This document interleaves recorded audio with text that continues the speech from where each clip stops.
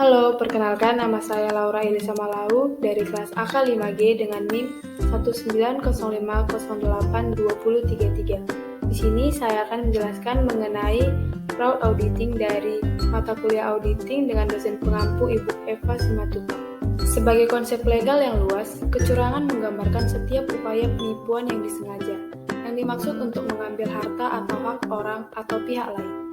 Dalam konteks audit atas laporan keuangan, kecurangan didefinisikan sebagai salah saji laporan keuangan yang disengaja. Dua kategori yang utama adalah laporan keuangan yang curang dan penyalahgunaan aset, yang sudah dibahas ketika menjelaskan tanggung jawab auditor untuk mendeteksi salah saji yang material. Pertama-tama saya akan menjelaskan mengenai jenis-jenis kecurangan dalam konteks audit atas laporan keuangan, yaitu yang pertama pelaporan keuangan yang curang adalah salah saji atau pengabaian jumlah atau pengungkapan yang disengaja dengan maksud menipu para pemakai laporan itu. Sebagian besar kasus melibatkan salah saji, jumlah yang disengaja bukan pengungkapan. Yang kedua, adanya penyalahgunaan aset yang artinya kecurangan yang melibatkan aset entitas.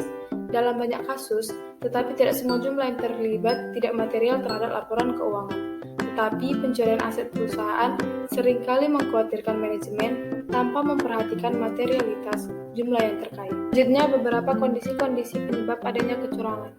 3 kondisi kecurangan yang berasal dari pelaporan keuangan yang curang dan penyalahgunaan aset diuraikan SAS 99 atau AU 316. Ketiga kondisi ini disebut sebagai segitiga kecurangan atau fraud triangle. Yang pertama, insentif atau tekanan manajemen atau pegawai lain merasakan insentif atau tekanan untuk melakukan kecurangan. Kedua, kesempatan situasi yang membuka kesempatan bagi manajemen atau pegawai untuk melakukan kecurangan.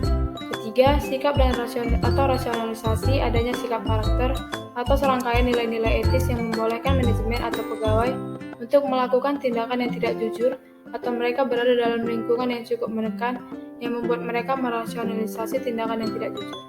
Selanjutnya yaitu menilai risiko kecurangan standar auditing. Memberikan pedoman bagi auditor dalam menilai risiko kecurangan.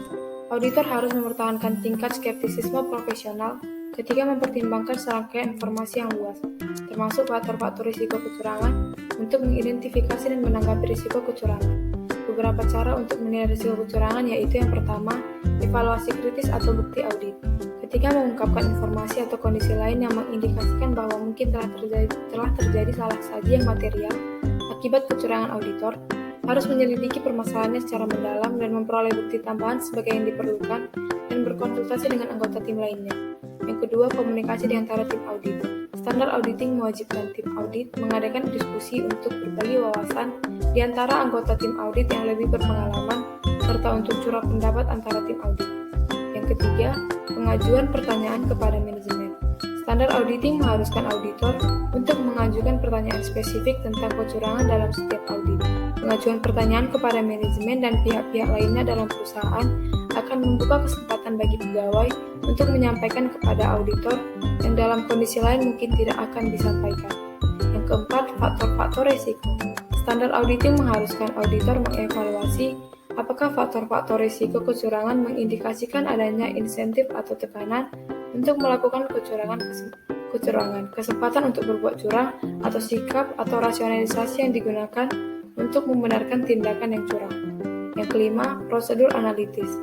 Auditor harus melaksanakan prosedur analitis selama tahap perencanaan dan penyelesaian audit untuk membantu mengidentifikasi transaksi atau peristiwa tidak biasa yang mungkin mengindikasikan adanya salah saji yang material dalam laporan keuangan.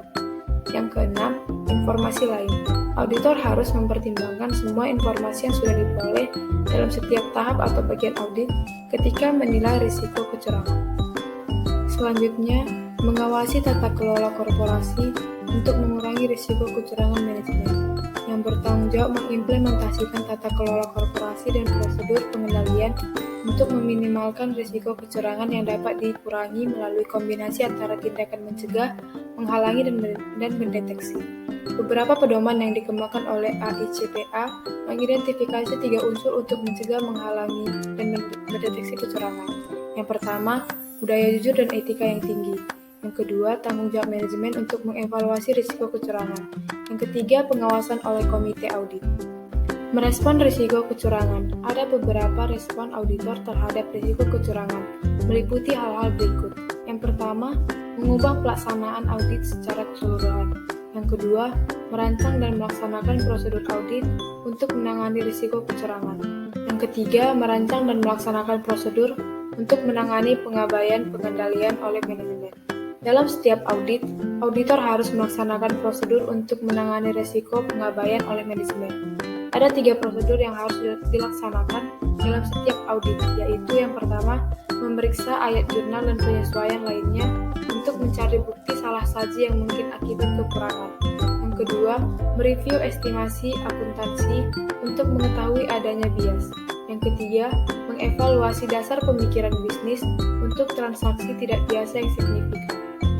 Setelah kita mengetahui jenis-jenis kecurangan, kondisi-kondisi penyebab kecurangan, dan menilai risiko kecurangan, ada beberapa tanggung jawab bila dicurigai adanya kecurangan, yaitu yang pertama, penggunaan pengajuan pertanyaan, yang kedua, kategori pengajuan pertanyaan, yang ketiga, mengevaluasi respon atau pengajuan pertanyaan, yang keempat, teknik menyimak, yang kelima, mengamati petunjuk perilaku, yang keenam, tanggung jawab lain. Apabila dicurigai ada kecurangan, mengharuskan auditor memperoleh bukti tambahan untuk menentukan apakah kecurangan yang material memang sudah terjadi.